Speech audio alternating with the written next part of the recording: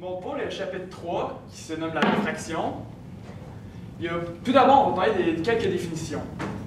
La réfraction, c'est justement la déviation de la lumière lorsqu'elle traverse 2 milieux transparents avec des propriétés optiques différentes. Ainsi, si la lumière ne traverse pas, il n'y a pas de réfraction. Il y a l'indice de réfraction, c'est la propriété d'un milieu à réfracter la lumière. Il doit être égal ou supérieur à 1. Plus l'indice de réfraction est élevé, plus le milieu est réfringent. Plus la lumière se propage rapidement, plus l'indice de réfraction est faible. Il y a la vitesse de la lumière, elle dépend du milieu. Celle-ci est toujours inférieure à celle dans le vide. Il y a le dioptre, c'est la surface qui sépare les deux milieux. Puis il y a l'indice relatif de réfraction, qui est le passage de la lumière entre deux milieux transparents, autres que les vides. Il y a le N1 vers le N2, c'est comme N1 sur N2. Le rapport est plus petit que 1. L'équation, c'est N est égal à C sur V, où N est égal à l'indice de réfraction, où il n'y a pas d'unité. Puis quelques exemples, il y a l'eau qui est 1,33, l'air qui est 1,00029, le vide qui est égal à 1, car c'est là où la lumière voyage le plus vite. Il y a le C, qui est la vitesse de la lumière dans le vide, qui est égal à 3 fois 10 à la 8 mètres par seconde, et le V, qui est égal à la vitesse de la propagation d'un milieu en mètres par seconde. Il y a la géométrie de la réfraction, où il y a le rayon incident dans le milieu 1, le rayon réfracté dans le milieu 2, la droite normale, puis l'angle d'incidence de réfraction par rapport à la droite normale. Puis si le milieu 2 est plus réfringent, l'angle de réfraction se rapproche de la normale. Si le milieu 2 est moins réfringent, il s'éloigne de la normale. Il y a deux lois. Il y a la première loi que toutes les composantes de la réfraction doivent se retrouver dans un même plan, appelé le plan d'incidence. Puis la deuxième loi, la formule qu'on utilise souvent, N1 sin 1 est égal à N2 sin 2. Il y a la réfraction totale interne, où l'angle critique, c'est lorsque l'angle réfracté est de 90 degrés. Pour ce faire, le milieu 1 doit être plus réfringent. Dépendamment du milieu, il n'est pas toujours le même. Il est le modèle de base. Autrement dit, si l'angle d'incidence est plus grand que l'angle critique, il y aura une réflexion. Et si l'angle d'incidence est plus petit que l'angle critique, il y aura une réfraction. La formule, c'est sin de l'angle critique est égal à N2 sur N1. Un petit dessin pour démontrer cela.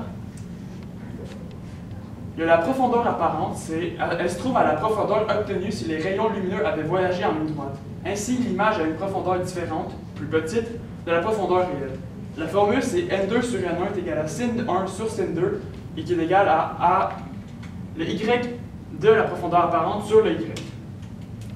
Il y a la réfraction dans un prisme, c'est on cherche l'angle de déviation des deux prolongements des réfractions par l'angle au sommet du prisme et son indice de réfraction. Le deuxième volet dans ce chapitre-là, c'est les couleurs.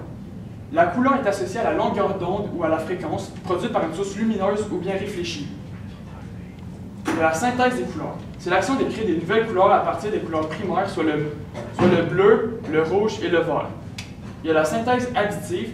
Elle part des couleurs primaires pour former des couleurs secondaires. La somme des couleurs primaires donne blanc. Il y a la synthèse soustractive, c'est on soustrait les couleurs primaires des couleurs secondaires, puis une absence de couleur donne noir. Par exemple, si on a une petite fille avec des cheveux jaunes, une robe bleue et des boutons rouges, et si on met un filtre cyan, alors on verra ses cheveux verts, sa robe bleue et ses boutons noirs parce que le filtre nous laisse voir la couleur qu'il compose. Il y a la perception de la couleur.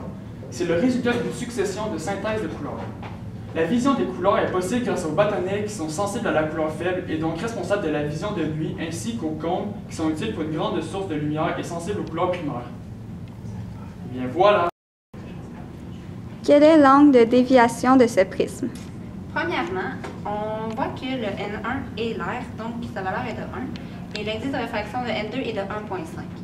Donc, avec l'angle numéro 1 de 25 degrés, on peut trouver l'angle numéro 2 dans le triangle à l'aide de la formule N1 sin 1 est égal à N2 sin 2. En faisant les calculs et en isolant le sin 2, on trouve que l'angle 2 est de 16,36 degrés. Ensuite, il faut trouver le N3. Pour trouver le N3, on utilise l'angle de 90 degrés pour trouver l'angle ici. Donc, on fait 90 moins le 16,36 trouvé avant.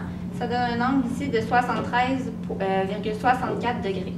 Ensuite, avec le triangle, on peut trouver l'angle ici en faisant 180 moins le 73,64 et moins 60 qui donne un angle de 46,36 degrés.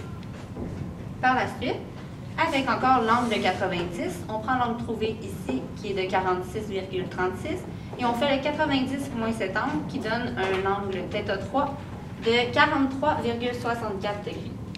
Finalement, on trouve le θ4 à l'aide du θ3 en utilisant la même formule qu'au départ, mais avec l'angle 3 et l'angle 4. Donc, N3 sin 3 est égal à N4 sin 4. Puis, quand on fait le sin moins 1 de l'angle 4, c'est une erreur car il y a une réflexion, donc il n'y a pas d'angle de déviation. OK. Dans le fond, la question, c'est qu'il y a un rayon qui se dirige sous un angle de 45, donc ici l'angle de 45, est dévié de 2,20 cm après avoir frappé un bloc de plastique. Donc, le bloc de plastique est ici. L'angle dévié est justement, l'angle réfracté devrait être ici, mais il est dévié jusqu'à ici. Donc, le nouvel angle réfracté, il est là. Ce bloc possède une surface parallèle de 5 cm de profondeur. Donc, ce que ça veut dire, c'est que ici, on a deux triangles isocèles, celui ici et celui-là ici. Mais vu qu'il est déplacé, dans le fond, ça indique que les deux côtés, c'est un carré. Dans le fond, c'est un carré. Fait que ici, c'est 5, ici, c'est 5. C'est pour ça qu'on fait la soustraction, la simple soustraction de 5 moins 2,20, ça fait 2,80, donc ici.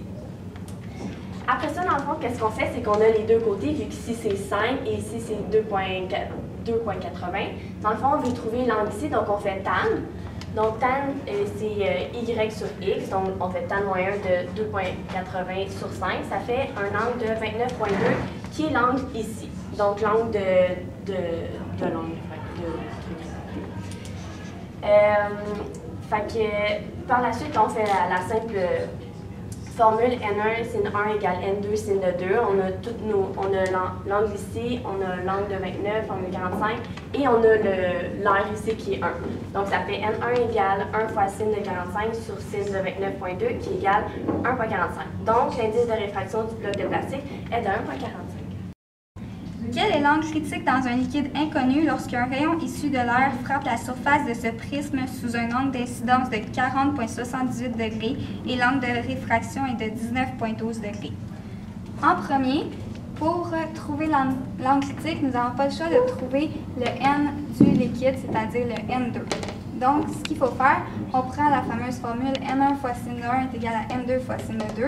On isole N2 pour trouver un indice de réfraction de 1,99. Ensuite, pour trouver l'angle critique, il faut que le milieu de N1 doit être plus grand que N2. Donc, comme le N1 est de 1 puisque c'est l'air, et que le N2 est un liquide inconnu avec un indice de réfraction de 1,99, nous n'avons pas le choix de les inverser pour pouvoir trouver l'angle critique. Sinon, ça va donner erreur. Donc, on inverse le N1 et N2 pour que l'angle critique soit N2 sur N1. Alors, 1 sur 1,99 donne un angle critique de 30,17 degrés.